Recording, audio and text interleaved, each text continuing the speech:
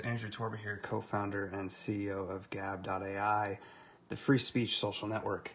Watching the Joint Commerce and Judiciary Committee's hearing with Mark Zuckerberg testifying today, highlighting all of the positive interactions that are framing the narrative and the mission of what we are fighting against. Senator Ben Sasse made a great case against Facebook's policing of hate speech on the platform. I wanted to share that with you and add in some commentary along the way here, so let's get started. With his own family or with Dan Sullivan's family, both are great photos. But I want to ask a similar set of questions from the other side, maybe. I think the conceptual line between mere tech company, mere tools, and an actual content company, I think it's really hard. I think you guys have a hard challenge. I think regulation over time will have a hard challenge.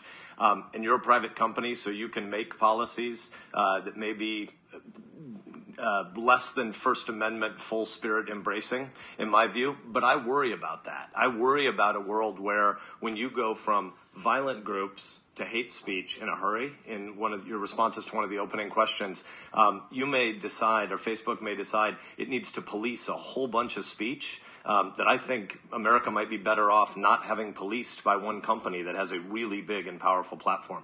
Can you define hate speech? Very, very powerful opening monologue there from Senator Ben Sasse. He acknowledges that Facebook, yes, is a private company. They're a private business. They can create guidelines. They can enforce those guidelines that are not so free speech friendly, in his opinion. He acknowledges these facts up front, but then he, clarifies and he says that this worries him. And it should be worrying to all of us because Facebook is not just any private company. In fact, they are actually a public corporation with tens of thousands of employees.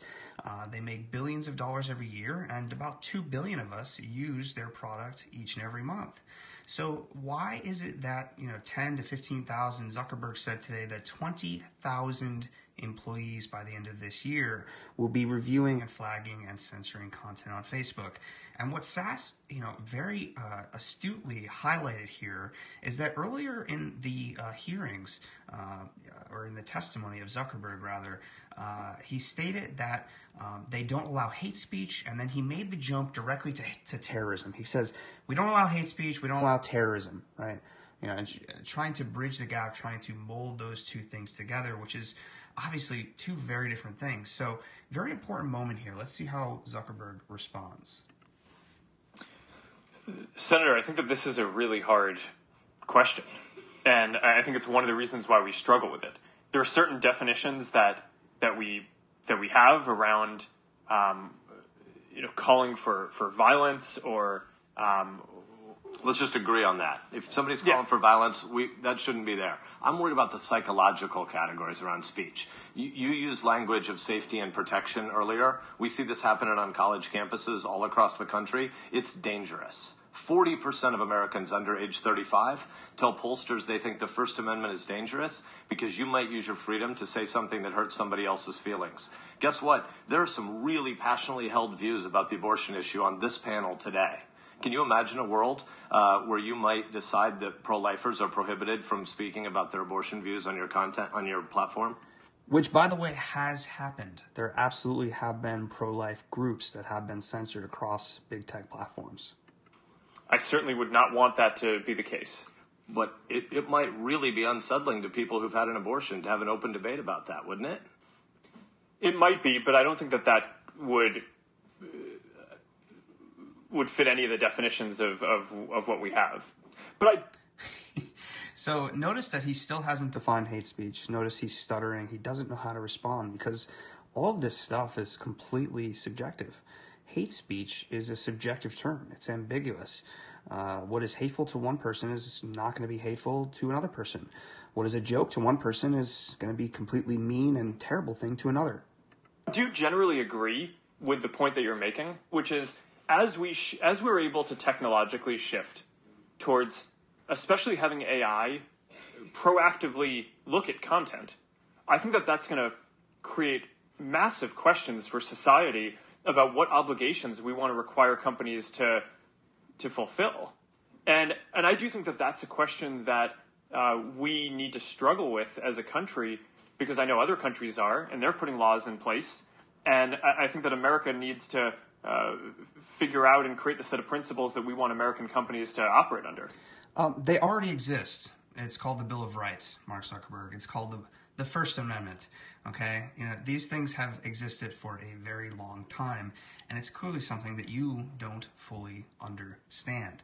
So you'll notice that he highlighted their use of AI or artificial intelligence to automatically and proactively flag and remove hate speech.